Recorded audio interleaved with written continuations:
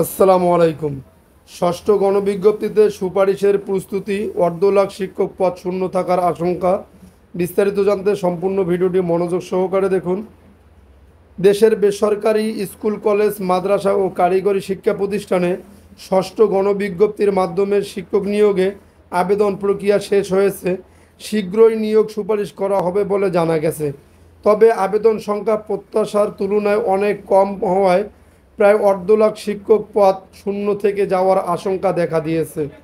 সুপারিশের বিষয়ে জানতে চাইলে বেসরকারি শিক্ষক নিবন্ধন ও প্রত্যয়ন কর্তৃপক্ষ এনটিআরসির সচিব এএমএম রিজওয়ানুল হক বলেন, টেলিটকের সঙ্গে আমাদের কথা হয়েছে, খুব অল্প সময়ের ব্যবধানে নিয়োগ সুপারিশ করা হবে।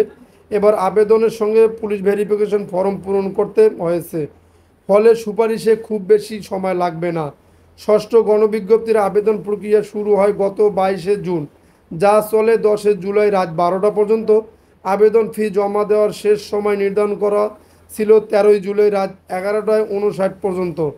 এনটিআরসি সূত্রে জানা গেছে, এই গণবিজ্ঞপ্তিতে 58,000-এর কিছু বেশি প্রার্থী আবেদন করেছেন।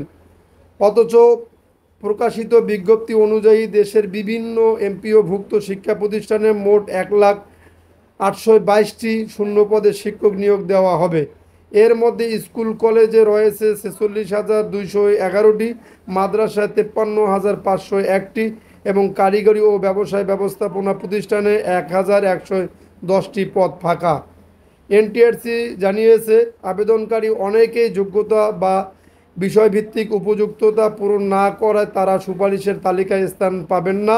এছাড়া কিছু বিষয়ে পদের চেয়ে অধিক প্রার্থী আবেদন করায় সব প্রার্থী নিয়োগ সুপারিশ পাবেন না, ফলে বেশিরভাগই পদেই পূরণ হবে না। চাকরি প্রার্থীরা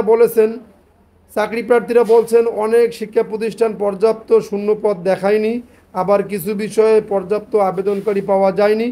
এ অবস্থায় অবশিষ্ট শূন্য পদ পূরণে দ্রুত নতুন গণবিজ্ঞপ্তি প্রকাশের দাবি জানিয়েছেন। এনটিআরসি জানিয়েছে, শীঘ্রই যাচাই শেষে মেধাক্রম অনুযায়ী সুপারিশ কার্যক্রম শুরু করা হবে। তবে অনেক পদের ক্ষেত্রে আবেদন না থাকায় সেসব শূন্য থেকেই যাবে। ষষ্ঠ গণবিজ্ঞপ্তির সুপারিশ কার্যক্রম শেষ, নতুন বিজ্ঞপ্তি প্রকাশের কাজ শুরু করা হবে বলে প্রতিষ্ঠানটির কর্মকর্তা জানিয়েছেন।